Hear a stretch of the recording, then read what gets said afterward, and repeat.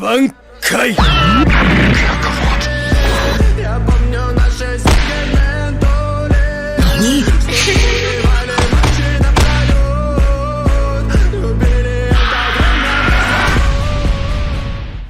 Salut les amis, c'est Max Blade et j'espère que vous allez bien. On se retrouve aujourd'hui pour le review de films et séries React cette semaine, l'épisode 3 du livre de Boba Fett. Et cet épisode va être un peu particulier dans le sens où je vais réellement donner mon ressenti non seulement sur l'épisode mais déjà sur la série. Je rappelle que la série est en 7 épisodes, on arrive à peu près à la moitié, donc on peut se faire réellement maintenant une vraie idée de ce qui va être le fait de cette série.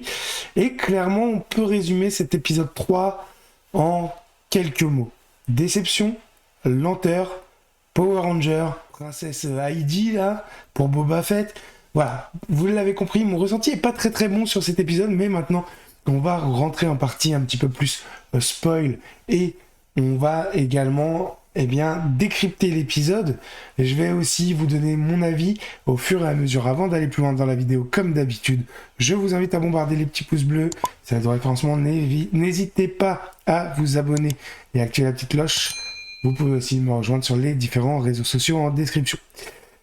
Donc déjà, on va reprendre depuis le début un petit peu Boba Fett, le livre de Boba Fett. C'était pas la série que j'attendais le plus, mais je dois avouer que Boba étant un perso assez culte de la série, j'avais une certaine curiosité sur ce qu'ils allaient pouvoir en faire, sur comment allaient pouvoir avancer un petit peu Boba dans l'univers canon. Et clairement, on l'a déjà vu dans les 2 premiers épisodes, Boba, ils sont en train d'en faire un chamallow. Le gars, c'est quand même un des chasseurs de primes les plus cultes de l'univers Star Wars. Là, il devient le daimyo de Tatooine, donc le seigneur du crime de Tatooine. Il est censé imposer un petit peu les choses, et en fait lui il veut certes ne pas diriger par la peur mais par le respect, mais là on n'est plus par le respect, c'est n'importe quoi, ça reste un seigneur du crime. Et je trouve que ils en font vraiment trop sur le côté gentil de Booba.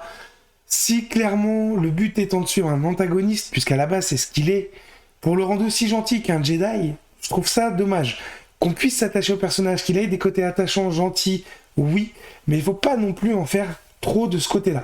Alors bien sûr, il reste encore 4 épisodes derrière, les choses vont peut-être changer. Je rappelle qu'il y a la scène où ils sont tous regroupés avec les Trandoshan, avec tout ça, dans le palais de Jabba qui n'est toujours pas passé, et du coup, les choses vont peut-être évoluer. Mais sur ces 3 premiers épisodes, il y a un énorme problème de ce côté-là, un énorme problème de rythme. Honnêtement, le 3e épisode, et je vais pousser un petit peu plus loin parce que voilà, je l'ai regardé, j'ai apprécié le regarder une fois, mais c'est l'épisode où si je refais la série, je vais peut-être faire le 1, le 2, et encore, je vais peut-être passer au 4, parce que le 3, il est d'une nullité, il est lent, on s'ennuie un petit peu dedans, il y a des choses intéressantes et il y a des choses complètement débiles.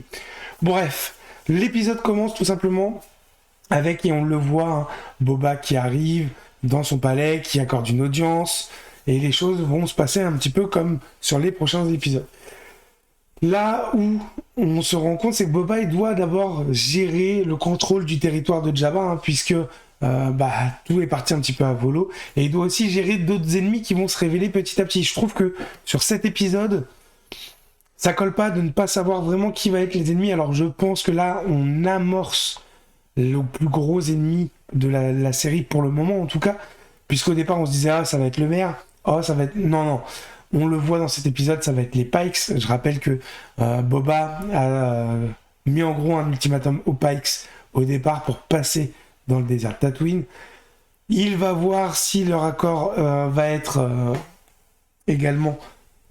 respecté, et les choses vont bien sûr pas se passer comme prévu. Ça, c'est dans tout ce qui nous ramène en arrière, encore une fois, et c'est pour moi limite le moment le plus intéressant de cet épisode. Pour une fois, il revient en arrière, on le retrouve sur Tatooine entouré des Hommes des Sables, où il en apprend encore un peu plus, où il joue son rôle en fait d'être dedans.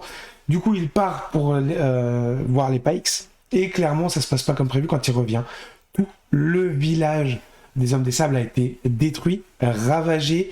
On y voit la marque qu'on a déjà vue dans les précédents épisodes.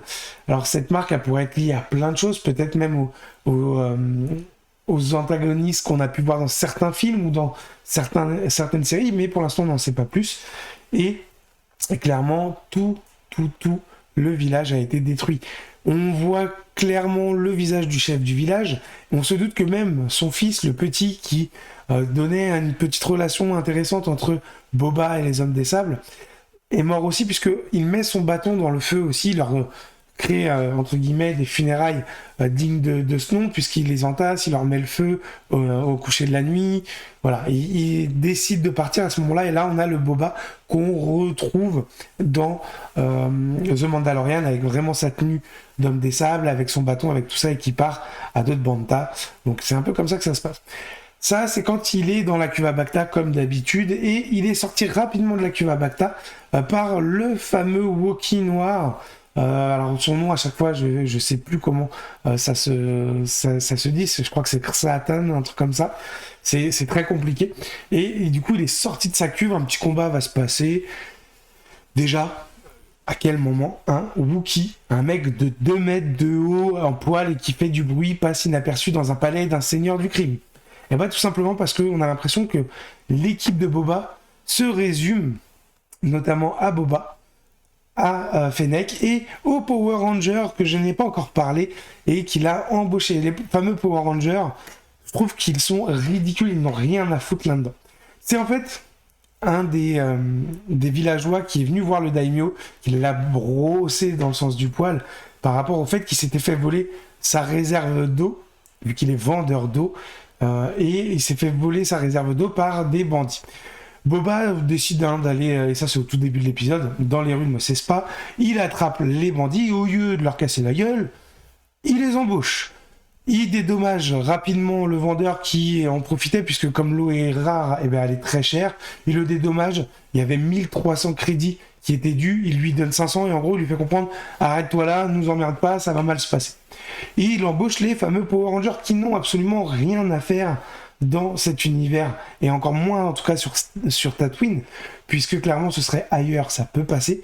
Là sur Tatooine ça ne passe pas, les mecs ils sont modifiés de partout, on a l'impression d'avoir les Power Rangers, ils ont des véhicules qui sont brillants, rutilants, dans une planète sale et poussiéreuse.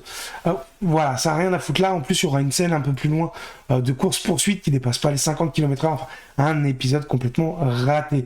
En tout cas, c'est ce que je trouve. Au final, du coup, Boba arrive à enfermer le Wookiee dans sa cale parce que, bah oui, hein, le Wookiee, plutôt que le tuer, plutôt que le combat soit violent, eh ben, il va sur le seul mètre carré où il faut pas aller pour glisser dans la trappe et il descend dans la trappe. Au final, on ne voit pas de Rancor à ce moment-là, mais on se rendra compte plus tard qu'il y aura bien un Rancor, mais c'est pas celui qu'on attendait. Tout simplement, les Hutt le lendemain arrivent et ils lui disent clairement que la guerre c'est pas bon pour les affaires, qu'on va arrêter là. Ils retournent sur leur planète et ils offrent du coup à Boba en cadeau pour s'excuser, puisqu'ils avouent clairement être à l'instar de la tentative de meurtre. Il lui offre un Rancor et son dresseur. Et clairement, on a une petite scène un peu touchante où Boba est en train d'apprendre à connaître un petit peu le Rancor, à vouloir le monter. Et clairement, je pense que si ça se fait, on aura un petit peu le côté le maître du crime et sa litière, un peu comme Jabba avait, mais qui sera là un Rancor. Alors les choses vont évoluer un petit à petit, je pense. Au final, j'en profite aussi, Boba libère le Wookiee. Je pense qu'on va revoir le Wookiee, mais peut-être du côté de Boba dans les prochains épisodes.